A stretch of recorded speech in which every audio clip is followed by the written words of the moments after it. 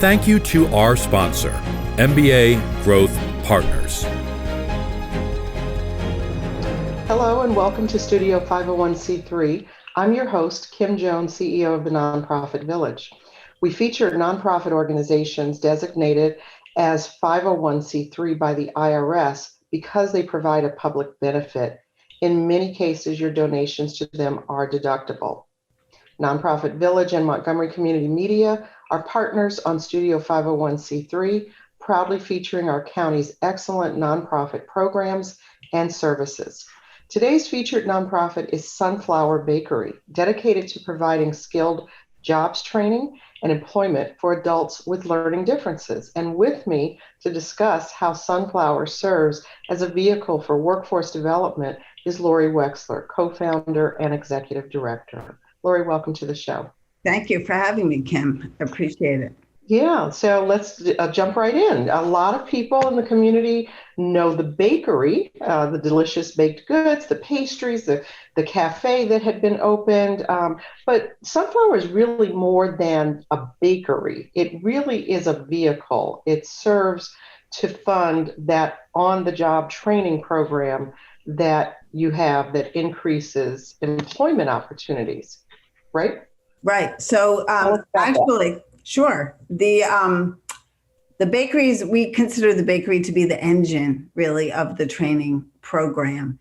The result that the community gets to enjoy are the desserts. And now we also make challah, bread, various kinds of that, which has become very popular. Right. And that is available online. All our stuff is available online at our bake shop on Alpine, which is our main employment training facility in Rockville. And in our, right now during COVID, for Thursdays and Fridays in the at 6101 Executive Boulevard in North Bethesda in an office building. It's actually the building of the Jewish Federation of Greater Washington. Right, okay. So anyway, the reason, accessible.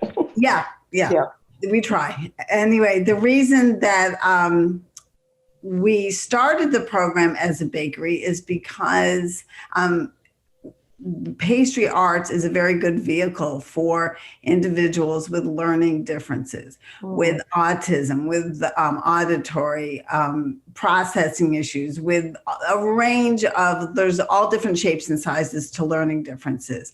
But the pastry arts seems to be a very good place for people who are interested in that field to become trained and then be successful out when looking for a position, because it is exact. It's not like culinary, which is subjective. It's if you follow the recipe when you're baking something, then you should come out with the result that you're looking for, right? You don't have to add a little more salt or a little of this, a little of that. It should be all there in the recipe. And that is why we started with pastry arts.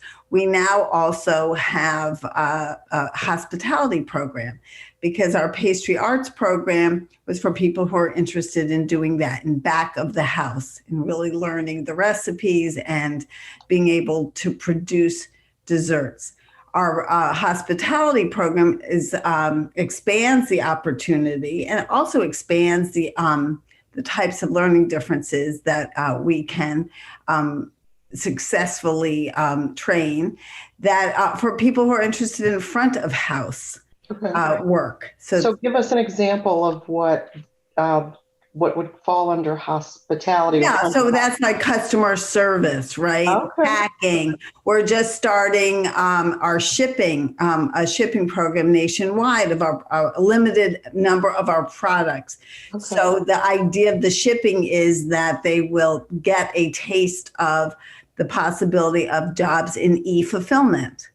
And we're also starting in both locations. Now we have an espresso machine. We actually just barista services. Yeah, so we're doing that, and the students are learning how to do that successfully. And what's wonderful about our retail locations is that our students run them with as part of the curriculum. but it's also a very safe environment for people with learning differences who want to come and get something and also need a safe environment. So we have that. Go ahead. I'm sorry. How do the trainees find the program? Are you going through referrals? Are they going through referrals? How do you get connected with those? So we feel like we're kind of the middle of a sandwich in a way. We work with school systems, with primarily Montgomery County schools. And we also work with therapists, and we work with disability agencies. We're looking for students who are 18 plus who come to our program. We also do have a teen program for students who are 14 to 18 that we're looking forward to starting up again when things open up. Well, what's the teen program? How is that different? Is it just kind of a taste of? Yes, exactly right. We call it a teen exposure program. Okay.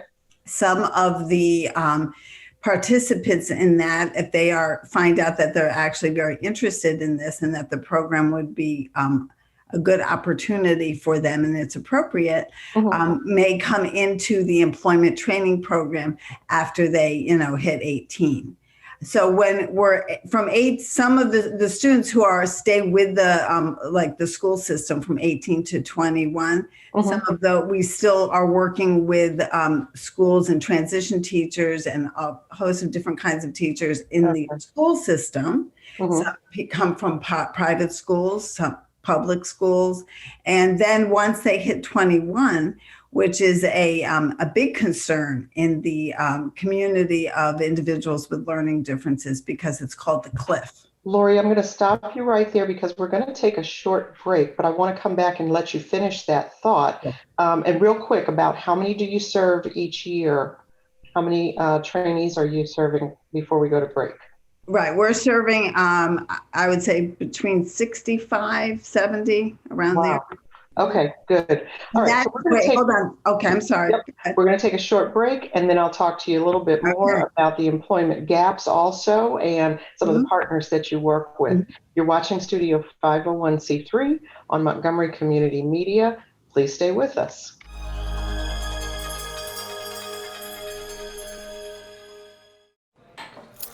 What do you think you're doing, Kevin? Was just gonna drive home.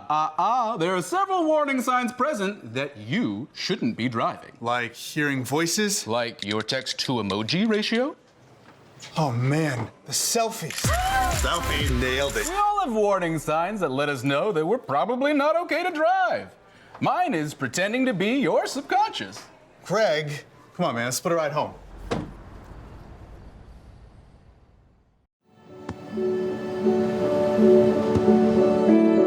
I don't remember how it started. Go to that. Our back and forth. It always came back. Dad! You probably don't remember what you told me. That was perfect. But I heard every word.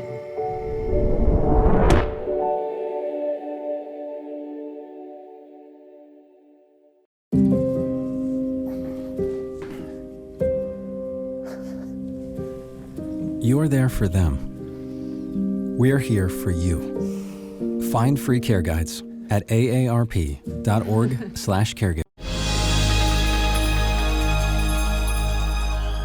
Welcome back to Studio 501c3. I'm Kim Jones, and with me is the co-founder and executive director of Sunflower Bakery, Laurie Wexler. So Laurie, before the break, we were talking about the way that you're connecting with the trainees for the programs so that they can go on to get employment. So can you finish that thought and then talk a little bit more about your partner? We work with schools. We work with the Maryland Division of Rehabilitation Services. We work with various disability agencies in Montgomery County. And some people find out about us through word of mouth. Through friends, through family, through, all different connections. Is there a program like this anywhere else? So we have been told that we're the only pastry arts program targeting, individuals with learning differences in the state of Maryland.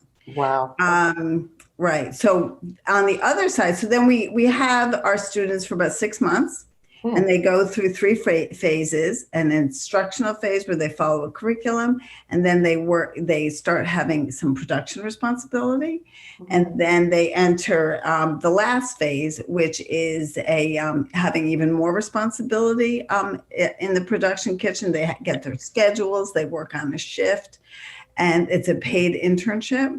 Okay. And yes, and then they work with our program director and our program staff to help place them in employment after they leave. Another component of the program is learning the soft skills of how to be a good employee. Okay. Right? How to be functional, how to advocate for yourself.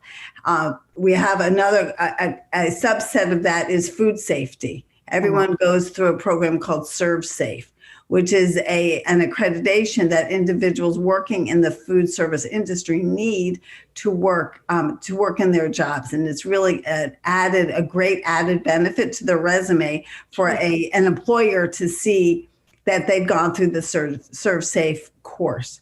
So we do that within our 6-month period pretty much. And then we also, on the other side, we work with area employers. Okay. So we have many relationships of great employers ranging from large supermarket chains to more boutique size, to hospital kitchens, caterers. And so we are always developing those relationships as well, and to get our students into the work world, because really their success on that end is our success. It's right. And so, it's the success for the whole community. Right. It's a win-win for everybody. Right. That's right. So we take that piece of it. We don't just kind of train them and say, good luck. We take that piece of it very seriously. Yeah. Well, it sounds like it's a whole comprehensive program, and it allows at every stage for you to deepen that relationship with those trainees. And like you said, building that relationship with the employers out there in the community. I hope that our community is supportive of that. And I know that it's difficult during a crisis when there's a downturn economically, when everybody else's business is kind of leveling off. But you still see that support from your partner employers? Yeah, I mean, I think the job, obviously the competition for jobs has gotten a little more, right? So we are very fortunate that we have people on our staff from the food industry, our program directors from the food industry. So that's very, very helpful to have that knowledge. Sure. On how to approach various people. And these are relationships that we have to continue to develop and continue to deepen. But we are also, we were able to, during this whole COVID situation, we pivoted in a way where students didn't learn. We were previously doing catering, a lot of, catering event. And that'll pick back up again. And that will pick up. Yeah, that'll pick back up. And we're about out of time, but I just want to make sure that people know about your website. And I want to thank you for all of the information. I think this is useful for people to know. We're going to be overlaying this so that you'll see that information up on your screen as well.